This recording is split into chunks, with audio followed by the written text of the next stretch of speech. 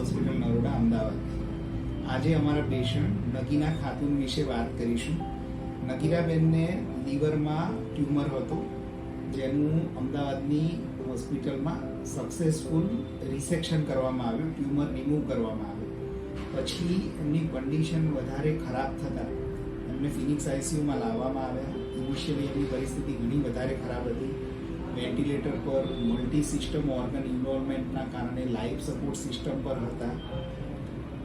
પણ બહુ જ એગ્રેસિવ ક્રિટિકલ કેર ટ્રીટમેન્ટના કારણે આજે 21 દિવસ પછી અમે એમને બહુ સારી પરિસ્થિતિમાં ડિસ્ચાર્જ કરી રહ્યા છીએ.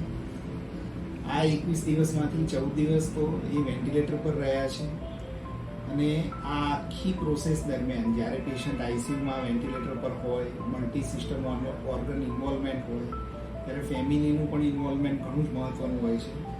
પેશન્ટના સન એ આખી પ્રોસેસમાં એમની સાથે રહ્યા છે. એમનું ડેઇલી રૂટીન બહુ સારી રીતે કાઉન્સેલિંગ કરવામાં આવતું હતું અને એમણે ઘણું સારી રીતે કોઓપરેટ કર્યું છે. પેશન્ટ બિહારથી અમદાવાદ આ ટ્રીટમેન્ટ લેવા માટે આવ્યું હતું અને આજે સારું થઈને જઈ રહ્યું છે. એ ખૂબ જ સારી વાત છે. पेशेंट ना सन साथे बात करीशू. किस कंडीशन में आपको लाया गया था?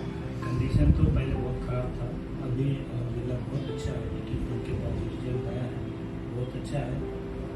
अभी ठीक है, देख सकते हैं कंडीशन का बहुत अच्छा बैठने का लायक है. पहले तो कंडीशन नहीं था जिस टाइम.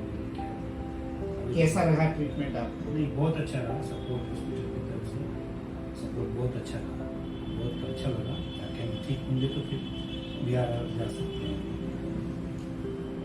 તો જ્યારે પેશન્ટ ક્રિટિકલ હોય ત્યારે પેશન્ટ સાથે રિલેટિવનું કોઓપરેશન પણ એટલું જ મહત્ત્વનું હોય છે.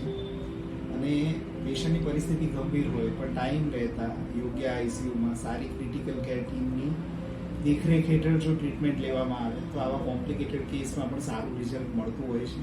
હું ફિનિક્સ હોસ્પિટલ પરિવાર તરફથી નગીના મેડમને આગળની જિંદગીમાં સારા સ્વાસ્થ્ય માટેની શુભકામના પાઠવું છું. Thank you.